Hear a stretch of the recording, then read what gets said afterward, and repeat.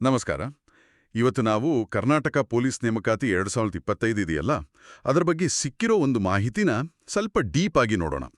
ನಮ್ಮ ಹತ್ರ ಇರೋ ಒಂದು ಡಾಕ್ಯುಮೆಂಟ್ ಪ್ರಕಾರ ಒಂದು ದೊಡ್ಡ ರಿಕ್ರೂಟ್ಮೆಂಟ್ ನಡೀತಾ ಇದೆ.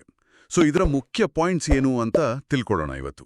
ಹೌದು, ಇದು ಖಂಡಿತವಾಗ್ಲೂ ಗಮನಿಸಬೇಕಾದ ವಿಷಯ.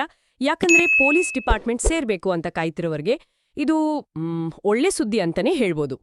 ಈ ಡಾಕ್ಯುಮೆಂಟ್ನಲ್ಲಿ ಕೆಲವೊಂದು ಇಂಟ್ರೆಸ್ಟಿಂಗ್ ಡೀಟೇಲ್ಸ್ ಇವೆ. ಹೌದು.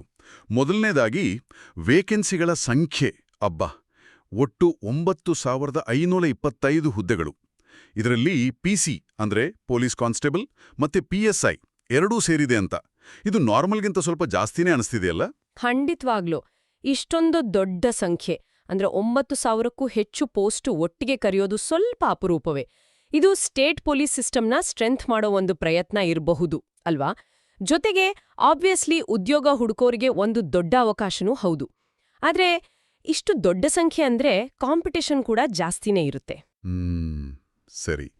ಇನ್ನು ಸೆಲೆಕ್ಷನ್ ಪ್ರಾಸೆಸ್ ಬಗ್ಗೆ ನೋಡೋದಾದ್ರೆ, ಆ ಮೂಲದಲ್ಲಿ ಹೇಳಿರೋ ಹಾಗೆ 4 ಸ್ಟೇಜಸ್ ಇದಾವೆ. Return exam, physical test, interview, ಆಮೇಲೆ ಕೊನೆಗೆ ಡಾಕ್ಯುಮೆಂಟ್ ವೆರಿಫಿಕೇಶನ್. ಈ ಹಂತಗಳನ್ನ ಇದೇ ಆರ್ಡರ್ನಲ್ಲಿಟ್ಟಿರೋದಕ್ಕೆ ಏನಾದರೂ ಸ್ಪೆಸಿಫಿಕ್ ರೀಸನ್ ಇದೆಯಾ? ಖಚಿತವಾಗಿ. ಈ 4 ಹಂತದ ಪ್ರಾಸೆಸ್ ಏನಿದೆಯಲ್ಲ, ಇದು ಕ್ಯಾಂಡಿಡೇಟ್ನ ಪೂರ್ತಿಯಾಗಿ ಅಳೆಯೋಕೆ ಡಿಸೈನ್ ಮಾಡಿರೋದು.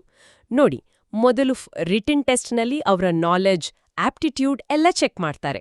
ಆಮೇಲೆ ಪೊಲೀಸ್ ಕೆಲ್ಸಕ್ಕೆ ಫಿಸಿಕಲ್ ಫಿಟ್ನೆಸ್ ತುಂಬಾನೇ ಮುಖ್ಯ ಅಲ್ಲ, ಅದಕ್ಕೆ ದೈಹಿಕ ಪರೀಕ್ಷೆ. ಆಮೇಲೆ ಬರೋದು ಇಂಟರ್ವ್ಯೂ.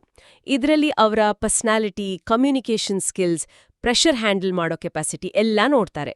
ಲಾಸ್ಟ್ನಲ್ಲಿ ಡಾಕ್ಯುಮೆಂಟ್ ವೆರಿಫಿಕೇಶನ್, ಎಲ್ಲಾ ಪೇಪರ್ಸು ಸರಿಯಾಗಿದ್ಯಾ ಅಂತ ಖಚಿತಪಡಿಸ್ಕೊಳ್ಳೋಕೆ. ಸೊ ಪ್ರತಿಯೊಂದು ಸ್ಟೇಜು ಒಂದು ಫಿಲ್ಟರ್ ತರ ಕೆಲಸ ಮಾಡುತ್ತೆ. ಹೌದು. ಅಂದ್ರೆ ಬರೀ ಓದ್ಕೊಂಡ್ರೆ ಸಾಕಾಗಲ್ಲ, ಫಿಸಿಕಲ್ ಆಗೋ ಫಿಟ್ ಇರಬೇಕು, ಪರ್ಸನಾಲಿಟಿನೂ ಕೌಂಟ್ ಆಗತ್ತೆ. ಸರಿ, ಇನ್ನು ಎಲಿಜಿಬಿಲಿಟಿ ಕ್ರೈಟೀರಿಯಾ ಬಗ್ಗೆ ಏನ್ ಹೇಳಿದ್ದಾರೆ? Qualification, age limit? ಮೂಲದಲ್ಲಿ ಹೇಳಿರೋ ಪ್ರಕಾರ ನಿಗದಿತ ಶೈಕ್ಷಣಿಕ ಅರ್ಹತೆಗಳು ಮತ್ತೆ ವಯೋಮಿತಿ ಬಗ್ಗೆ ಮೆನ್ಷನ್ ಇದೆ. ಸಾಮಾನ್ಯವಾಗಿ ಹೇಳ್ಬೇಕಂದ್ರೆ ಕಾನ್ಸ್ಟೇಬಲ್ಗೆ PUC ಪಾಸ್ ಆಗಿರ್ಬೇಕು, ಮತ್ತೆ PSI ಪೋಸ್ಟ್ಗೆ ಡಿಗ್ರಿ ಬೇಕಾಗುತ್ತೆ. ಆದ್ರೆ ಎಕ್ಸಾಕ್ಟ್ ಡೀಟೇಲ್ಸ್ಗೆ ನಾವು ಅಫಿಷಿಯಲ್ ನೋಟಿಫಿಕೇಷನ್ಗೆ ಕಾಯ್ಬೇಕು. ಮತ್ತೆ ಏಜ್ ರಿಲ್ಯಾಕ್ಸೇಷನ್ ಎಲ್ಲ ಕ್ಯಾಟಗರಿ ಪ್ರಕಾರ ಚೇಂಜ್ ಆಗುತ್ತೆ. ಹೌದು, ಇದು ತುಂಬಾನೇ ಇಂಪಾರ್ಟೆಂಟ್ ಪಾಯಿಂಟ್. ಅಪ್ಲೈ ಮಾಡೋ ಮುಂಚೆ ಎಲಿಜಿಬಿಲಿಟಿನ ಸರಿಯಾಗಿ ಚೆಕ್ ಮಾಡ್ಕೋಬೇಕು. ಓಕೆ, ಅಪ್ಲೈ ಮಾಡೋಕೆ ಬೇಕಾಗೋ ಡಾಕ್ಯುಮೆಂಟ್ಸ್ ಮತ್ತೆ ಫೀಸ್ ಬಗ್ಗೆ ಏನಾದರೂ ಮಾಹಿತಿ ಇದೆಯಾ?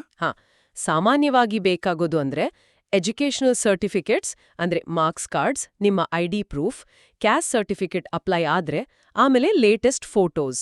ಅಪ್ಲಿಕೇಶನ್ ಫೀಸ್ ಎಷ್ಟಿರುತ್ತೆ ಅನ್ನೋದನ್ನು ಕೂಡ ನೋಟಿಫಿಕೇಷನ್ನಲ್ಲೇ ಕ್ಲಿಯರ್ ಆಗಿ ಹೇಳ್ತಾರೆ. ಸೊ ಕ್ಯಾಂಡಿಡೇಟ್ಸ್ ಇವೆಲ್ಲ ರೆಡಿ ಇಟ್ಕೊಂಡ್ರೆ ಒಳ್ಳೇದು. ಈಗ ಎಲ್ಲರೂ ಕಾಯ್ತಿರೋ ಪ್ರಶ್ನೆ, ಅಪ್ಲಿಕೇಶನ್ ಪ್ರೋಸೆಸ್ ಯಾವಾಗ ಶುರು ಆಗ್ಬೋದು? ಯಾಕಂದ್ರೆ ನೋಟಿಫಿಕೇಶನ್ ಬಂದು ಕೆಲವು ತಿಂಗಳಾಯ್ತು ಅಂತಾನು ಹೇಳ್ತಾರೆ. ಹೌದು, ಸ್ವಲ್ಪ ಡಿಲೇ ಅಂತ ಅನಿಸ್ಬೋದು. ಆಕ್ಚುಲಿ ನಮ್ಮ ಹತ್ರ ಇರೋ ಮಾಹಿತಿ ಪ್ರಕಾರ ಸೆಪ್ಟೆಂಬರ್ ಅಥವಾ ಅಕ್ಟೋಬರ್ 2025ರಲ್ಲಿ ಅಪ್ಲಿಕೇಶನ್ ಪ್ರಾಸೆಸ್ ಶುರುವಾಗೋ ಸಾಧ್ಯತೆ ಇದೆ ಅಂತ. ಈ ಗ್ಯಾಪ್ ಇದೆಯಲ್ಲ, ಇದು ಕೆಲವರಲ್ಲಿ ಸ್ವಲ್ಪ ಹೇಗೇಳೋದು ಆತಂಕ ಅಥವಾ ನಿರೀಕ್ಷೆನ ಜಾಸ್ತಿ ಮಾಡಿರಬಹುದು. ನಿಜ. ನೋಟಿಫಿಕೇಶನ್ ಬಂದ ತಕ್ಷಣ ಅಪ್ಲೈ ಮಾಡೋಣ ಅಂತ ಕಾಯ್ತಿರೋರಿಗೆ ಈ ಕಾಯುವಿಕೆ ಸ್ವಲ್ಪ ಬೇಜಾರ್ ತರಿಸ್ಬೋದು. ಆದ್ರೆ ಇದನ್ನ ಬೇರೆ ರೀತಿ ನೋಡೋದಾದ್ರೆ, ಅದೇ ನಾನ್ ಹೇಳಕ್ ಬಂದಿರೋದು, ಈ ಎಕ್ಸ್ಟ್ರಾ ಟೈಮ್ ಇದೆಯಲ್ಲ, ಇದನ್ನ ಪ್ರಿಪರೇಷನ್ಗೆ ಚೆನ್ನಾಗಿ ಯೂಸ್ ಮಾಡ್ಕೋಬಹುದು. ಯಾಕಂದ್ರೆ ನೋಡಿ, ರಿಟರ್ನ್ ಎಕ್ಸಾಮ್ಗೆ ಓದ್ಕೋಬೇಕು, ಫಿಸಿಕಲ್ ಟೆಸ್ಟ್ಗೆ ಪ್ರಾಕ್ಟೀಸ್ ಮಾಡಬೇಕು, ಆಮೇಲೆ ಇಂಟರ್ವ್ಯೂಗೂ ತಯಾರಿ ಬೇಕು. 3 ಬೇರೆ ಬೇರೆ ತರಹದ ತಯಾರಿ. ಹಾಗಾಗಿ ಈ ಟೈಮ್ ಒಂದ್ ರೀತಿಲಿ ಒಳ್ಳೇದೇ ಆಯ್ತು ಅಂತಾನೂ ಅನ್ಕೋಬಹುದು ಅಲ್ವಾ? ಹೌದು. ಅಫಿಷಿಯಲ್ ಸೋರ್ಸ್ ಅಥವಾ ಅವ್ರು ಸಜೆಸ್ಟ್ ಮಾಡಿರೋ ರಿಸೋರ್ಸ್ಗಳಿಂದ ಇನ್ನೂ ಜಾಸ್ತಿ ಮಾಹಿತಿ ಪಡ್ಕೊಳ್ಳೋದು ಯಾವಾಗ್ಲೂ ಬೆಸ್ಟ್. ಕರ್ನಾಟಕದಲ್ಲಿ ಒಂದು ದೊಡ್ಡ ಪೊಲೀಸ್ ನೇಮಕಾತಿ ನಡೀತಾ ಇದೆ. 9,525 ಪೋಸ್ಟ್ಗಳು. ಸೆಲೆಕ್ಷನ್ ಪ್ರೋಸೆಸ್ 4 ಹಂತದ್ದು: ರಿಟರ್ನ್, ಫಿಸಿಕಲ್, ಇಂಟರ್ವ್ಯೂ ಮತ್ತೆ ಡಾಕ್ಯುಮೆಂಟ್ ವೆರಿಫಿಕೇಶನ್. ಅಪ್ಲಿಕೇಶನ್ ಸ್ಟಾರ್ಟ್ ಆಗೋದು ಬಹುಶಃ ಸೆಪ್ಟೆಂಬರ್ ಅಥವಾ ಅಕ್ಟೋಬರ್ 2025ರಲ್ಲಿ ಇರ್ಬೋದು. ಎಲ್ಲವನ್ನು ಒಟ್ಟಿಗೆ ಸೇರಿಸಿ ನೋಡಿದಾಗ ಒಂದು ಮುಖ್ಯವಾದ ಪ್ರಶ್ನೆ ಬರುತ್ತೆ. ಈ ರಿಕ್ರೂಟ್ಮೆಂಟ್ನಲ್ಲಿ ಅಕಾಡೆಮಿಕ್ ನಾಲೆಡ್ಜ್, ಫಿಸಿಕಲ್ ಕೆಪಾಸಿಟಿ ಮತ್ತೆ ಪರ್ಸನಾಲಿಟಿ ಹೀಗೆ ಹಲವು ಆಯಾಮಗಳನ್ನ ಟೆಸ್ಟ್ ಮಾಡ್ತಾರೆ. ಅಪ್ಲಿಕೇಶನ್ ಟೈಮ್ ಹತ್ರ ಬರ್ತಿದೆ ಅಂತ ಅಂದ್ಕೊಂಡ್ರೆ ಆಸಕ್ತಿ ಇರೋ ಅಭ್ಯರ್ಥಿಗಳು ಈ ಎಲ್ಲಾ ಬೇರೆ ಬೇರೆ ಚಾಲೆಂಜ್ಗಳಿಗೆ ಒಂದೇ ಸಮಯದಲ್ಲಿ ಇಫೆಕ್ಟಿವ್ ಆಗಿ ಹೇಗೆ ತಯಾರಿ ನಡೆಸಬಹುದು? ಇದು ನಿಜಕ್ಕೂ ಯೋಚನೆ ಮಾಡಬೇಕಾದ ವಿಷಯ.